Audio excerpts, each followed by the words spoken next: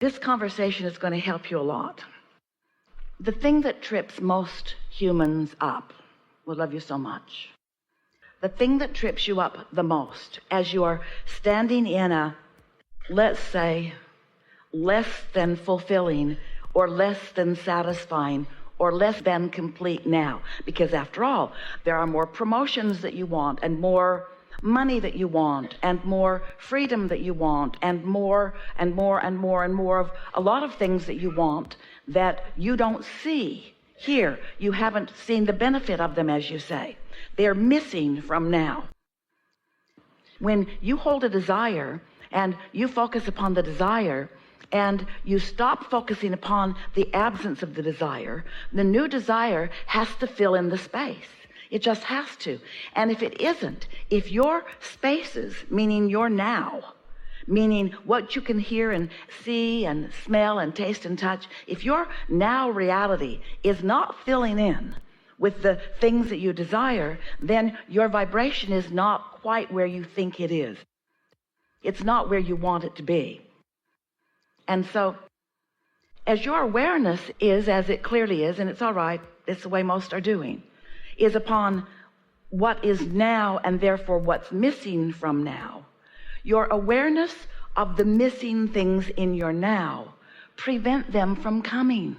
It's the confusion that most humans find when they begin to become deliberate creators, because creating is about identifying what is wanted and then letting that identification have been enough and now be in an optimistic mood for the universe to deliver to you the clues and the impulses and the advantages of witnessing those things that you desire filling, flooding, moving into your experience.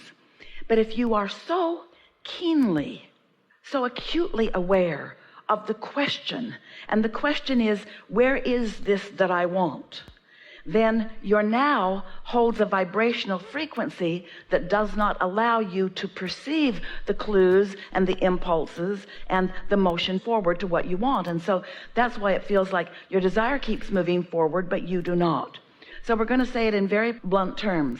Your awareness of now is preventing your now from changing, because your attention upon what is such a dominant vibration. So you're offering a vibration mostly about what is, and it's full of questions like, where is it? And what do I need to do differently? And why doesn't it come faster? And those kinds of things, which keeps it from coming, because the vibration of the question and the vibration of the answer, or the vibration of the asking and the vibration of the receiving, are different frequencies. And it doesn't mean that the question is a wrong frequency or a bad frequency.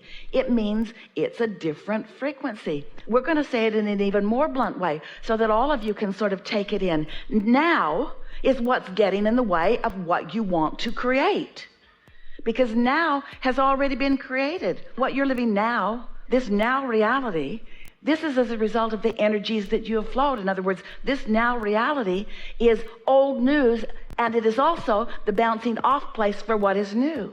And so you've got to get more of your attention on the feeling of where you're going, and the feeling of expansion, and the feeling of the new, and the feeling of adventure. And you've got to get your attention off of the disappointment that now isn't more. Can you hear that?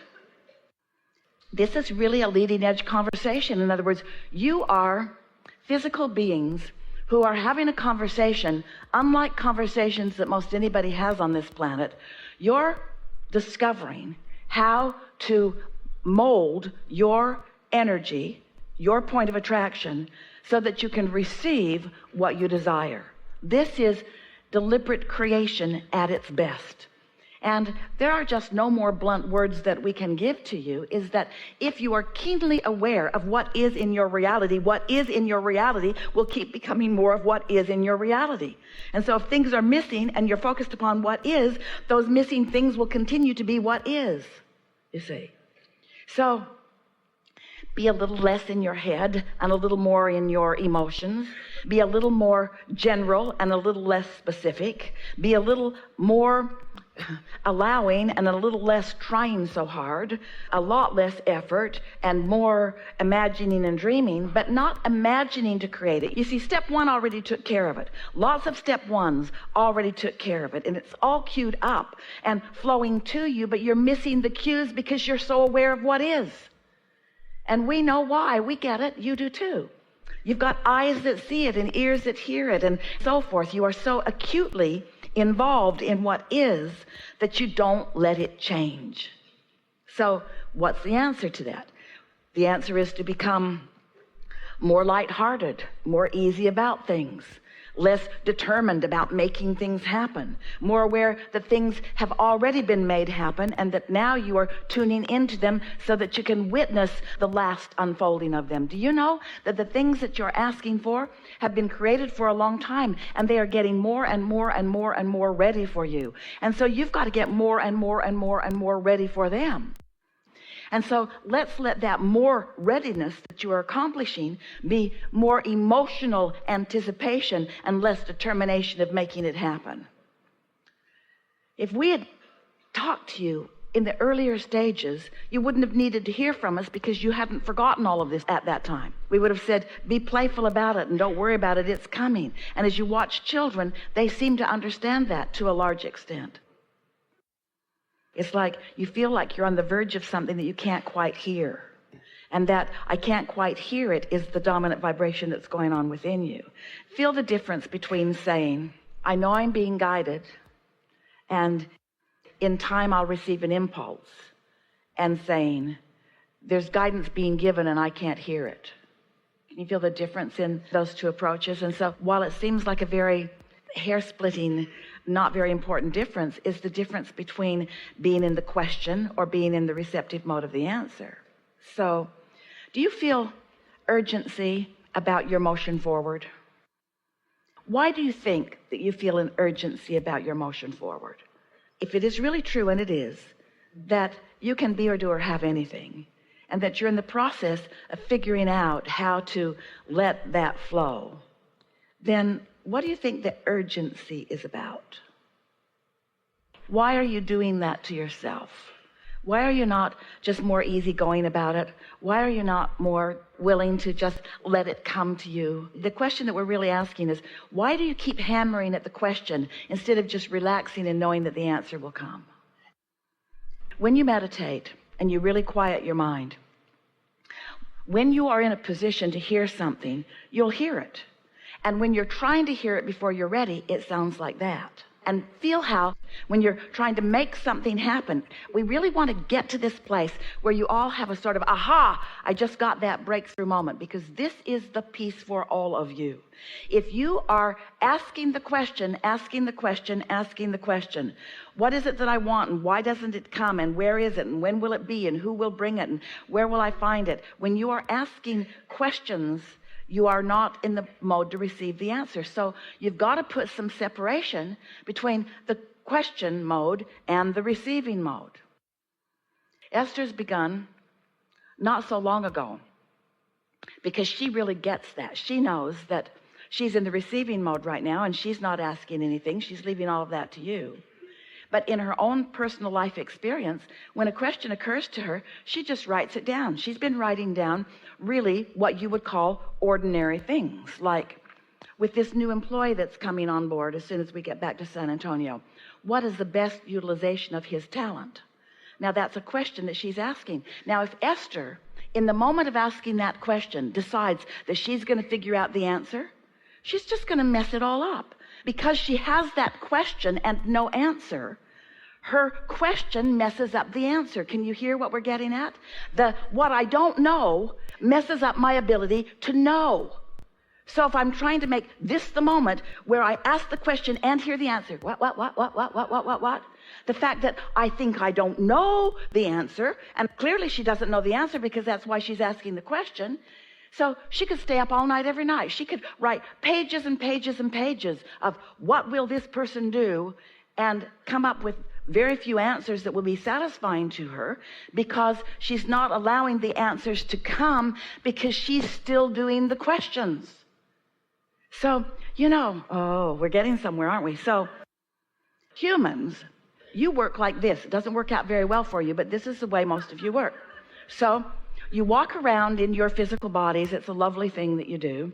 And you ask a question and somebody else offers you an answer. You ask questions and you expect an answer. You ask a question and you expect an answer. It's the way you sort of dialogue with each other. And here's something that we really want you to take to heart just for a moment.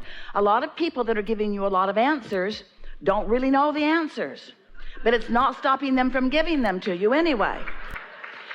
So what happens is you get used to, you become accustomed to just talking about, here's my question, where's my answer? Here's my question, where's my answer? Here's my question, where's my answer? And we want you to understand that the answers are all queued up for you, but when you're asking the question, you can't receive the answer. You got to put separation between what you want to know and when you're ready to hear it. That's why sometimes answers come to you in your dream state. That's why sometimes they come to you when you're just coming out of meditation. You've got to put some distance between that question and answer. Now, how do you put distance between? We're talking about vibrational distance. Are you getting this? How do you put vibrational distance between your asking or your problem and your answer or your solution? How do you put some distance between it? Well, slumber puts distance between it. Changing the subjects puts distance between it. Meditation puts some distance between it. Making lists of positive aspects about things that are easy for you to write positive aspects about does. There are all kinds of things that you can do to get off the subject of that particular problem. And we're not asking you to get a lobotomy or to take some heavy dose of some drug. We're not asking you to put yourself in a comatose state. We're not asking you to relinquish your humanness or your now reality. We're just asking you to focus a little less. We're just asking you to focus a lot less on the problem and on the asking. If we could give you a chart or some sort of a graphic that would give you some sense of how well you've done in asking your questions, you would say to us, well, according to this graph that I'm looking at, I never need to speak that question again. And that is really what we want to present to you. You don't have to keep presenting the question, because the universe knows what your question is. Your vortex holds the answer. Your inner being knows the answer. Your inner being knows where you stand in relationship to the answer. Your inner being is giving you things all day, every day. And so the question we're asking you is, why aren't you receiving the answer? Because you're too balled up in the question. We want you to just give it a rest. Just give it a rest. You've asked the questions. You've done the due diligence. You've sifted through the contrast. You are worthy beyond our ability to express it to you. There's not one more thing that you need to do in order to get yourself right about this. But you do need to forget about it. We've been talking for a long time about step 1 being when you ask, and step 2 being source answers, and step 3 being you line up with it and receive it, and step 4 being you get really good at that, and step 5 being when you're back in step 1 and you're not mad at yourself because you accept that the question part of life or the problem part of life is what cues you up for the attraction of the expansion of the greater understanding. Are you hearing what we're getting at? So now feel how this conversation that we're now having about putting separation between asking and receiving, between problem and solution, between question and answer. You can write your questions down, but then fold your paper up and put it someplace if you want to keep it somewhere. And trust that now you have made your statement. That's it for you.